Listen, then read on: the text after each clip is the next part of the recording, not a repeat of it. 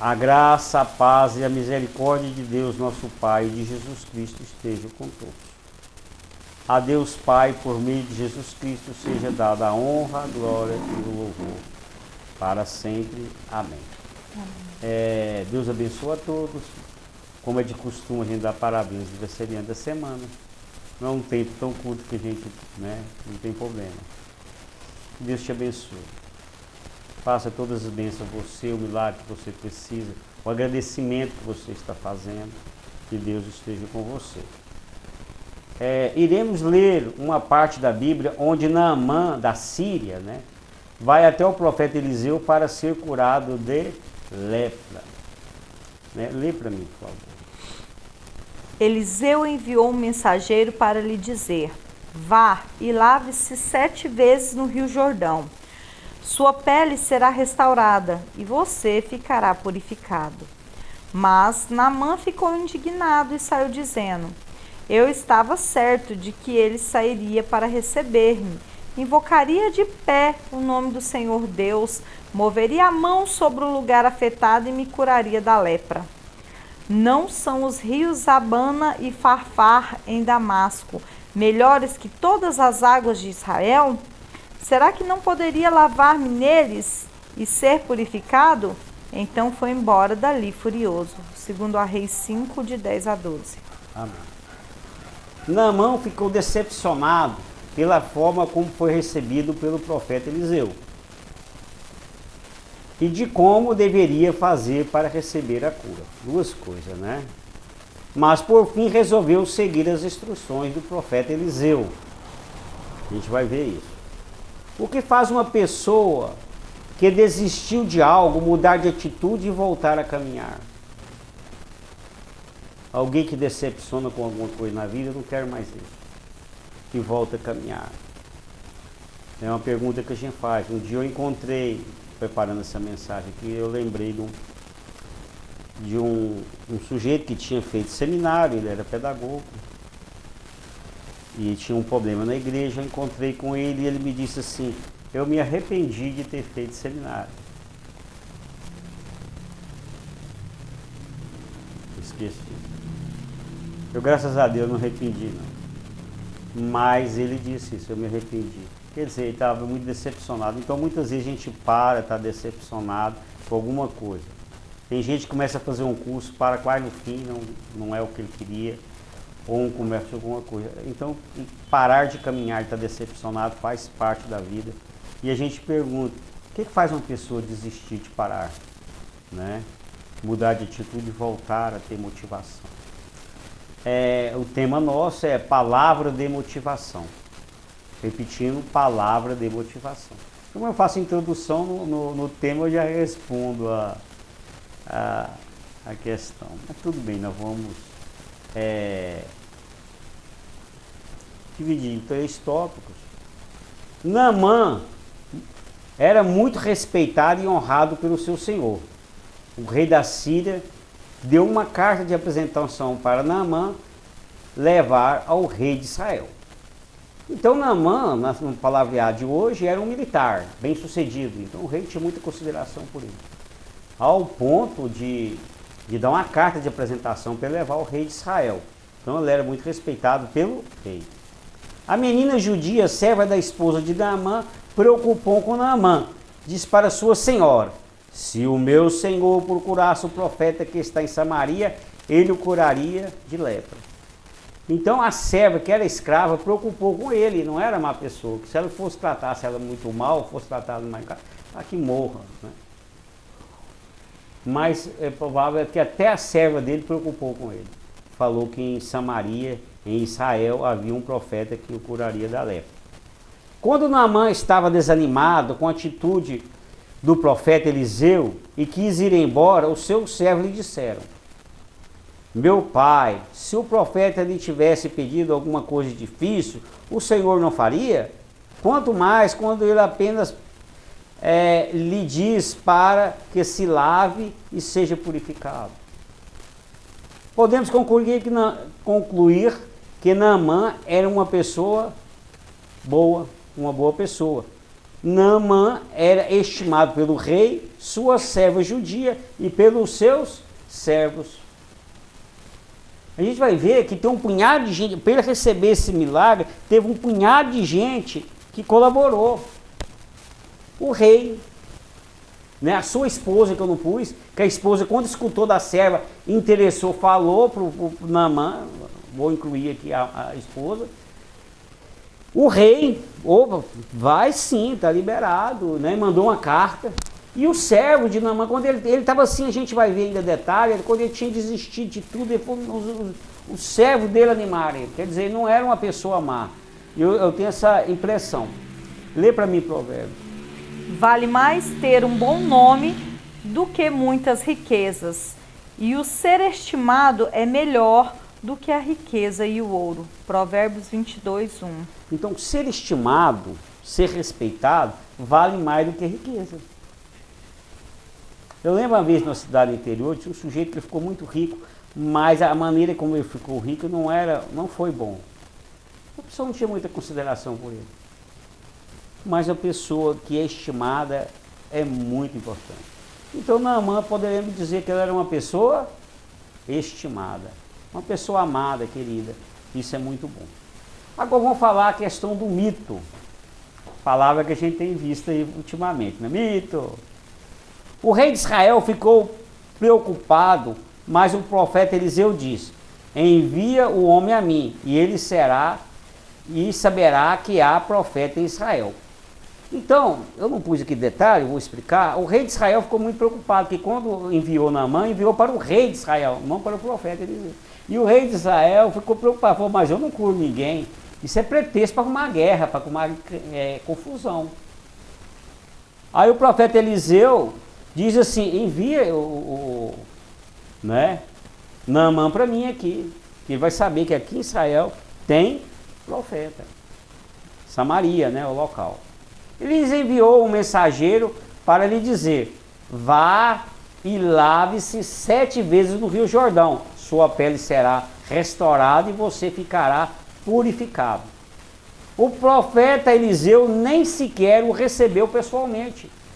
Mandou um recado. Manda alguém dizer o que fazer.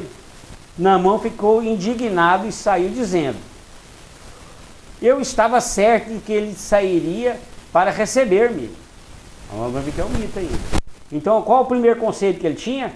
Que o profeta o ia receber. Então, com honra, ele era um militar, um soldado. Segundo, invocaria de pé o nome do seu Senhor, seu Deus. Faria um ritual, não fez ritual nenhum. Vai lá e lava. Ó Senhor, né? Cure esse homem. A outra coisa que ele imaginou na cabeça: moveria a mão sobre o lugar afetado. Oh, Senhor Deus, que sai. Aquela coisa toda, né? Não fez nada disso, vai lá e lava lá no rio, lá, e nem ele foi lá pessoalmente, mandou o recado. Bom, ouve a mão. E me curaria da lepra. 4 coisas que ele faria. Então ele imaginava que ele ia ser curado da lepra ali naquele momento que encontrasse o profeta Eliseu. E o profeta Eliseu nem o curou e mandou ele ir para o rio. Bom. Ele diz assim: não são os rios de Abana e Farfar, de Damasco, melhores do que todas as águas de Israel? Será que não poderia lavar-me neles e ser purificado? É bom entendermos que o rio Jordão, a água não é cristalina. Se você pegar a internet, no Jordão você vai ver. Esses rios nossos aqui mesmo, né? A água é escura. Porque tem rio, a gente aqui em Goiás tem uns rios que são águas cristalinas, concorda? Por exemplo, aqui em Goiás, o rio ali para Pirinópolis tem água lá que você vê as pedras lá embaixo. Podia ser um rio daqui da água ali. Talvez lá em Damasco, esses 2 rios aqui, fosse uma água muito limpinha. Falou: não, mas no Rio Jordão ele ficou decepcionado. Então o que ele fez? Então foi embora dali como? Furioso. Além de ele ir embora, ter desistido de tudo, ele foi com raiva. Falou: não. Bom, vamos lá, o conceito de mito. É grande eu resumir, mais para o nosso contexto. Os mitos são histórias simbólicas. Os mitos são passados de geração em geração, geralmente de forma oral, e são considerados a única história verdadeira para quem os vive. O termo mito pode ter vários significados, como algo que não é verídico, explicação sem fundamentos válidos. A mitologia grega é o exemplo. Lembra da mitologia? Deus para isso, Deus para aquilo. Então o que quer dizer? Uma coisa, o quê? Que ele criou. Então vou resumindo. Resumindo, mito é quando criamos uma imagem de como as coisas devem ser ou acontecer. Naamã tinha uma ideia de como o profeta deveria recebê-lo. Invocaria de pé o nome do Senhor seu Deus, moveria a mão sobre o lugar afetado e curaria de lepra. Bom, mas Eliseu não fez nada do que ele pensava. Pediu apenas para ele mergulhar no Rio Jordão 7 vezes. Somente isso. Naamã ficou decepcionado e desencorajado. Não era nada do que ele pensava. Foi embora com raiva, furioso. Então o mito ele é isso. Você cria uma imagem de uma coisa que não existe. Aquilo passa a ser a verdade. Você cria. Isso não é nem conceito meu, isso aqui eu pesquisei. Por exemplo, nós criamos apenas um mito de como deve ser o marido, a esposa. Para mim a esposa tem que ser assim, aparência assim. Não existe, aqui é uma coisa incrível, ninguém vai ser daquele jeito, nem com aquela aparência. Mas a gente cria. E tem gente que no caso nunca, porque nunca acha alguém daquele jeito, sempre está decepcionado. O emprego tem que ser assim. Qual emprego que você não tem conhecimento? Qual emprego que você não ganha o tanto que quer? E para mim quem está começando, você imagina aquilo e tal. Aí o que acontece? Você criou aquela imagem. Aquela imagem não existe. Você mudava, a gente que já tem uma certa idade, a gente sabe que todos vão ter problema. Seu emprego tem problema? O seu tem? O seu é demais, né? É diretora de colégio. Então, mas assim, quando você entrou, você tinha uma outra ideia. Uma ideia romântica. Verdade ou não é? Não imaginava que tinha tanto problema. Então é assim, a gente cria uma imagem de uma coisa que é da cabeça da gente. Mas a realidade é outra. O que Naamã fez? Ele criou uma imagem de como o profeta Eliseu tinha que receber ele e fazer a cura com ele. Ele criou, tem que ser assim. Se não for assim, não é verdade. Não funciona. E foi nada disso. Ele nem recebeu Naamã, ele nem sequer fez aquela liturgia toda, aquele ritual, e para ele foi decepcionante. Mas acontece, lê Isaías para mim. Porque os meus pensamentos não são os vossos pensamentos, nem os vossos caminhos os meus caminhos, diz o Senhor. Porque assim como os céus são mais altos do que a terra, assim são os meus caminhos mais altos do que os vossos caminhos, e os meus pensamentos mais altos do que os vossos pensamentos. Isaías 55, 8 e 9. Amém. Deus tem um plano para a sua vida, para a minha vida. Mas não é do jeito que eu estou imaginando. O pensamento dele não é o meu. É muito mais alto que o meu. Deus está acima de tudo. E Ele está olhando tudo, não desespere. Deus sabe de tudo. Não vou fazer igual Naamã, não. Imaginar uma coisa tem que ser aquilo que eu imaginei. Né? Os pensamentos de Deus são o quê? Maiores que o meu. Tem uma música assim, né? Os pensamentos de Deus são maiores que os meus. Amém. Isaías 55, 8 e 9. Agora vamos... eu acho muito bom essa parte aqui, encorajamento. Né? Quando eu preparei essa mensagem, a mensagem central era esse tema aqui, que é o terceiro e o último. E aquela pregação que você faz para você mesmo, né? É essa aqui. Mas os seus servos, os servos de Naamã, disseram: meu pai, se o profeta lhe tivesse pedido alguma coisa difícil, o Senhor não faria? Quanto mais quando ele apenas lhe diz para que se lave e seja purificado, coisa assim, dentro daquele ali. Israel tudo é perto. Tem nada 200 quilômetros de distância. E da onde ele está e do Rio Jordão é perto. Né? No máximo 50 quilômetros. É perto. O que custa? Assim ele desceu ao Jordão, Naamã, e mergulhou 7 vezes, conforme a ordem do homem de Deus, Eliseu. Ele foi purificado e sua pele tornou-se como a de uma criança. Então o que ele fez? Ele foi. Lê para mim Isaías 50. O Senhor Deus me deu uma língua erudita, para que eu saiba dizer a seu tempo uma boa palavra ao que está cansado. Ele desperta-me todas as manhãs, desperta-me o ouvido para que ouça, como aqueles que aprendem. Isaías 54. Amém. A gente que prepara a mensagem, às vezes a gente tem que fazer um versículo de ilustração. E esses dois últimos versículos, quando eu achei assim que encaixou, eu falei, oh meu Deus, você agradece, mas vamos tirar um peso. Oh meu Deus, maravilha, a palavra de Deus é maravilhosa, não tem jeito de não ser apaixonado. Olha o que ele diz, o Senhor Deus me deu uma língua erudita. O que é uma língua erudita? O que é a música erudita? Não é a música clássica?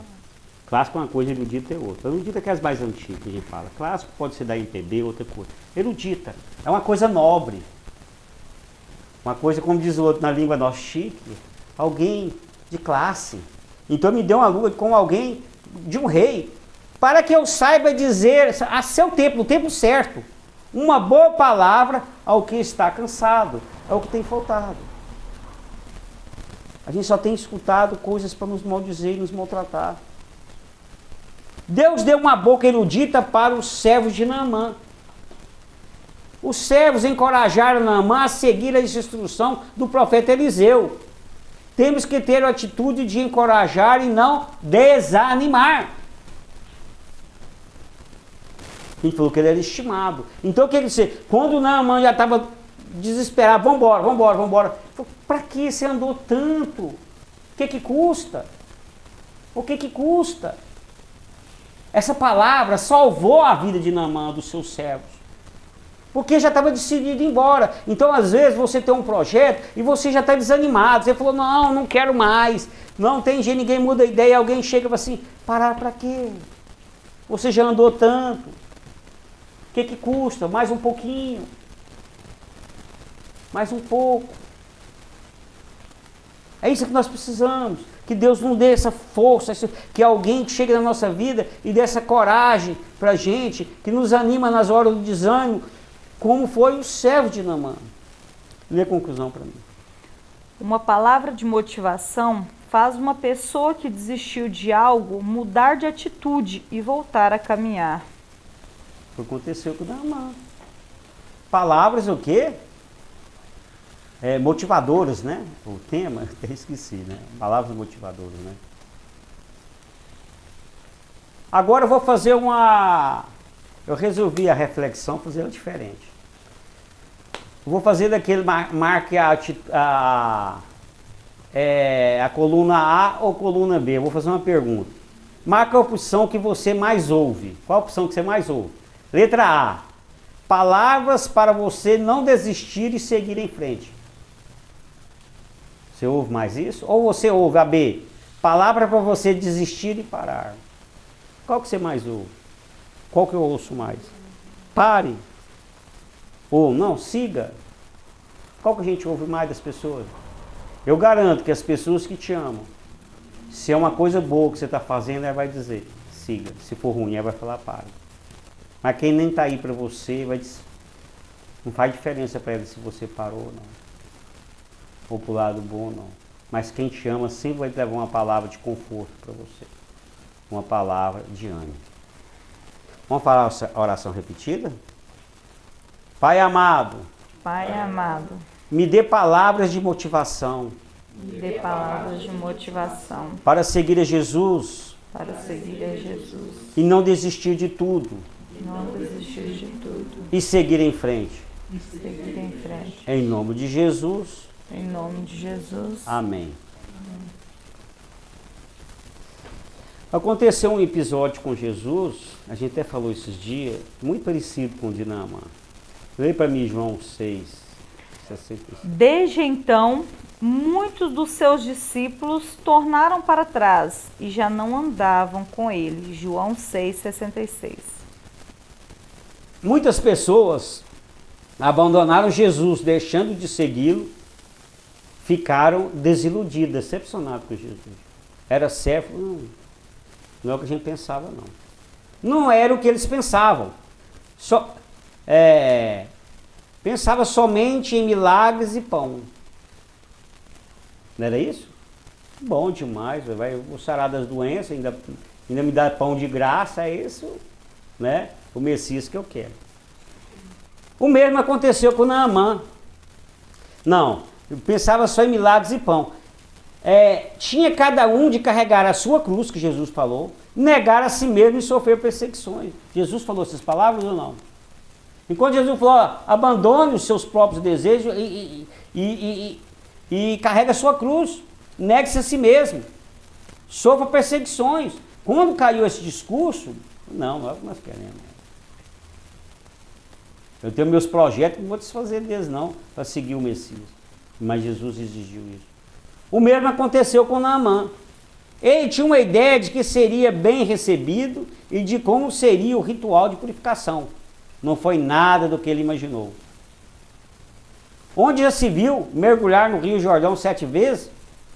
É só o que faltava, ele deve ter pensado. Resolveu ir embora resolveu ir embora como os discípulos que abandonaram Jesus. Os discípulos que abandonaram Jesus não era o que eles pensavam. Como Eliseu não era o que ele pensava de como Deus ia agir. Lê para mim João 6, 67. Então disse Jesus aos 12: Quereis vós também retirar-vos? Respondeu-lhe, pois, Simão Pedro: Senhor, para quem iremos nós? Tu tens a palavra da vida eterna. E nós temos crido e conhecido que tu és o Cristo, o Filho do Deus vivente. João 6, 67 a 69. Jesus pergunta se os discípulos que ficaram, se não queriam também ir embora. Os que ficaram lá, vocês não querem ir embora também, não? Está liberado. Se quiser, tá, só seguir o caminho. Pedro responde: para quem iremos? Qual a pessoa que nós vamos? Se somente você, Jesus, tem palavras de vida eterna. Os servos de Naamã também disseram o mesmo, o que Pedro fez. Disseram: você vai para onde, Naamã? Não tem outro lugar para ir. Você já foi para todos os lugares e não achou cura. A sua única e última chance é esta. Para que desistir? Está tão próximo. Você já chegou até aqui. O que custa mergulhar 7 vezes no Rio Jordão ali próximo?